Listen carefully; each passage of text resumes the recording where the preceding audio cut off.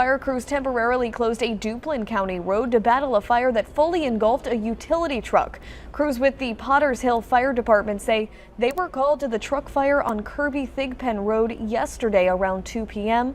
When they arrived, crews say the truck was engulfed in flames. The firefighters attacked the fire immediately and had to temporarily shut the road down until the fire was put out. Kirby-Thigpen Road was reopened yesterday around 3 p.m. after crews believed the area was safe to drive through once again.